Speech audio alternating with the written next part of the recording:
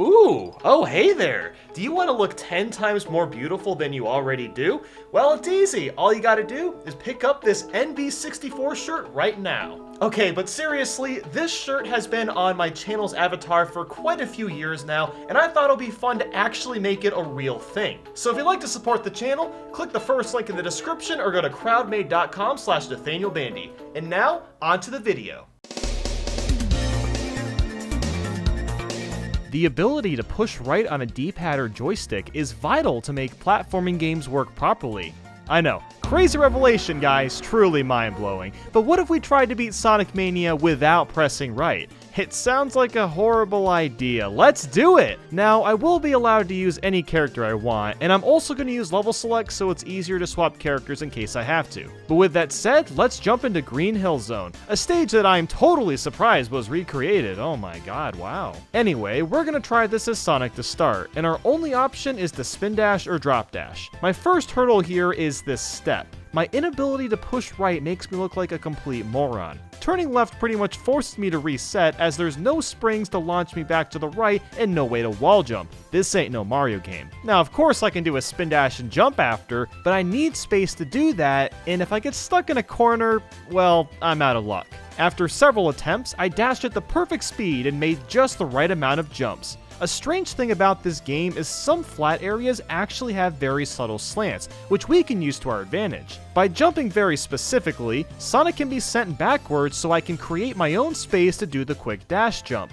But most of the time that doesn't work anyway. But next, I'm stuck in this spike section because of, well, a step again. I tried damage boosting off of these spikes to get up, but I wasn't getting enough height or distance to make the jump. Plus, I was still facing the wrong way for the idea to even work. After resetting, I realized the top path works a lot better and was able to utilize this slant technique that I just brought up. And I finally found a checkpoint, but guess what I was blocked by? That's right, a step. After several more tries though, I eventually got the checkpoint, and yes, we still aren't out of trouble. Like with this swinging platform next to this big hill. I can't spin dash up the hill because it goes straight up with no way of me being able to move right. So basically, I had to time my dash to land on the platform in order to clear the hill. Along the way, I somehow managed to dash across all these spikes without getting hit. Don't ask how that happened. And would you look at that, I'm stuck on another rock, but this time I've been blessed with a gift, and it's called a right-facing bounce pad. That's right, I jumped on this bad boy and all of my dreams came true. Finally, I made it to the boss, and he wasn't too bad. I just had to stay away from the left and was able to easily beat him. And on to Act 2, we're immediately faced with a hill that's really tall and 90 degrees. Getting up there requires a very precise dash jump in this spot so I can reach the bounce pad. Then there's a tunnel section that seems easy, but I was constantly getting stuck and having to retry over and over. There's like a million steps to go up, and trying to get the right amount of speed to clear all these jumps wasn't working. Over time, I slowly made more and more progress, but I just kept getting stopped at steps that increasingly got taller and taller. I decided to change routes and go to the top instead. The problem with that is touching the spring that's required to get up here. You have to make a really precise dash jump because you have to have forward momentum to make it. But after getting up, I was making a lot more progress with the level. But then I got stopped at this water section where even after trying multiple routes, I couldn't get farther than this spot. At this point, I had been playing for about an hour and a half and was fed up with Sonic due to his inability of having any skills whatsoever, so I switched to Knuckles. He's made this level a little bit easier because he can glide to help me move right, plus when he clings to walls on the left side, jumping off forces him to face right. So while he's easier to use than Sonic, honestly I'm still pretty limited to what I can do. I was able to get to the boss, but man was he something. The challenge was making sure I didn't get pushed to the left side of the screen, otherwise you're just kinda stuck there. I had to angle my jumps really well and make sure to always have a ring on me. Whenever I was at the bottom of a hill, that's usually where I had to reset because grabbing rings was almost always out of my reach. After several attempts, I was able to defeat him, and we're finally out of Green Hill Zone. But now that we're using Knuckles, getting through levels should take way less time. Should.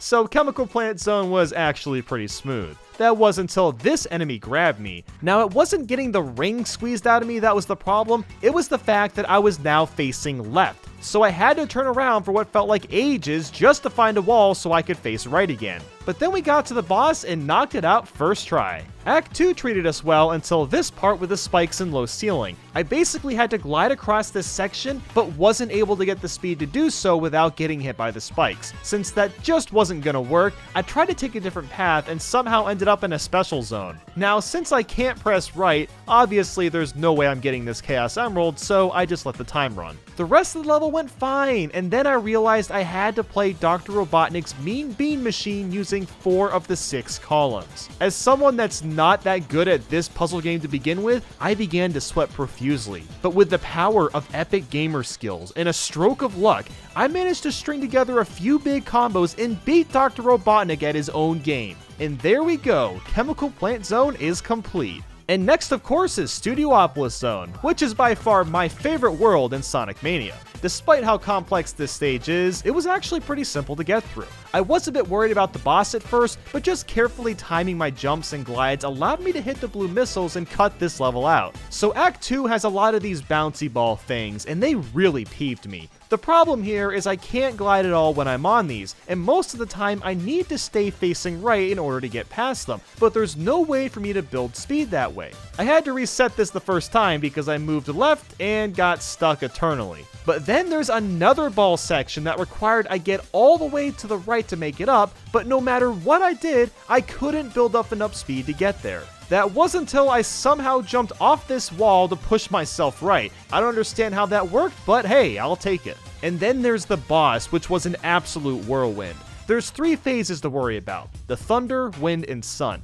The thunder isn't that bad, the wind is good since it lets you get some easy hits on the boss, but the sun is the worst. Oftentimes, it'll either force you to take the left side so you don't lose your rings, which you can guess is a bad thing by now, or you take the hit and pray you can grab a ring afterwards. No matter how much I tried this, I always lost my rings at this sun phase after the first or second time it showed up. But I learned a cool strategy that by hitting the spikes on purpose during the wind phase, you'll face towards the right every time afterwards. So as long as I was able to grab a ring after that, I was able to continuously do this in case I got stuck on the left and could more easily avoid the sun this way. And after lots of practice and a little bit of luck, I beat the boss and moved on.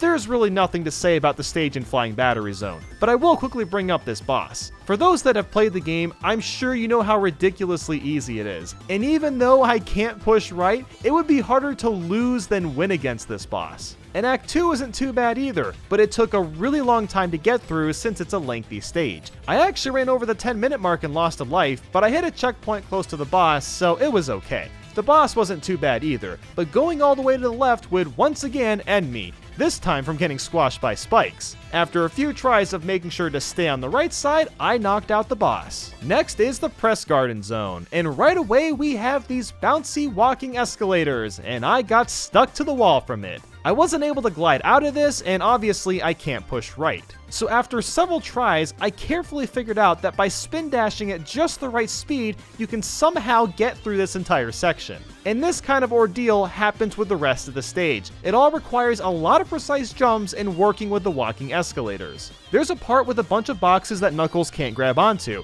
I need this extra platform to jump above the boxes, but no matter what I did, I couldn't turn around. So I tried climbing the wall and flying over the boxes, and I barely wasn't able to get across. But thankfully, there was another path to take, and I was able to make more progress. But this wasn't over. This part with the hydraulic press slowly closes in on you with no way of being able to turn around and escape. So before entering this section, I had to jump in the air, and using our friend Gravity, slowly rolled myself backwards onto this press just so I could make it through. And after this complicated stage, the boss ended up being really easy. I just needed a damage boost and keep collecting my rings, and that was about it. Act 2 is another time-consuming level. I barely made it to the final checkpoint before the time ran out. And the boss, like all the others, is more than doable, but you gotta stay away from the left or you're done for dinner. My strategy here was to purposefully get frozen so I'd get launched to the right and protect myself from any unavoidable spikes. And after several tries of figuring him out, I was able to finish off the boss. Stardust Speedway really worried me because I know how complicated these levels can be, and then we got to the part I knew was gonna be a problem. This section forces Sonic to move in 4 directions, and unfortunately, I have to move right right to get past this. So after resetting, I found a way to skip all that by moving up top and was able to get to the boss. And the same idea is here. Don't go too far to the left and you're good to go. Act 2 was okay, but there was one particularly annoying part. All I had to do was bounce off this spring and go right, but obviously I can't push right. I tried turning around to look for another route, but everything just led me to this same spot. The only solution I could find was to very carefully grab onto this small wall and jump to the other side and climb. And after that came Metal Sonic. His first two forms actually went pretty well. But then there was his third form. What made this one so unbearable was that I could not turn left at all or I would die from the stage just not existing on the edge. My only options here was to spin dash and jump, nothing else. While I was able to dodge his laser with some practice, the bombs were way harder. Their patterns are just insane. I lost my rings to these things dozens and dozens of times. I mean, look how they move. How do you avoid this? But crazy enough, there is actually a pattern to avoid them, albeit it's very difficult to pull off. You basically have to jump and glide over the first bomb, then land at the perfect time and duck so the second bomb goes over you, and then quickly jump and glide over the third bomb. And after almost an hour of tries, I slowly started to get better and better and was able to hit Metal Sonic a bit quicker and quicker, and I actually managed to do it. I'm not gonna lie though, I was raging so hard trying to finish this boss off, so I'm so glad that I pulled it off. But I can't celebrate yet, because Hydrocity is gonna be a tough one. I mean, we're in the water most of the time, and I'm not gonna lie, this was pretty horrible to play. Everything just moves so much slower, on top of the fact that I constantly had to worry about running out of breath. So many of these jumps were stupid hard to pull off, and I'm kind of amazed I got as far as I did. This particular part with me almost drowning was honestly just luck. And now we're at this segment before the boss where you have to move up quickly to avoid the stage collapsing on you. It's a good thing Knuckles can cling onto walls in order to turn around. Huh? Okay, so I guess since the stage is constantly moving and shaking, Knuckles isn't able to cling the wall and I can't turn around. And in order to get up here, I have to move left and right or I'm gonna get squished every single time. I tried checking some speed runs to see if there was possibly a workaround, and every run that I watched went through this whole segment. So I hate to say it, but it is not possible to beat Sonic Mania without pressing right. I'm not gonna lie, I had some pretty high hopes for this one, so I'm really sad that I couldn't pull it off. But hey, maybe one of you can find a solution to this. If you do find something, please let me know on Twitter at NathanielBandy1 and I'll consider making a follow-up video trying to finish the rest of the game. And with that guys, thank you so much for watching and I hope you have a great day.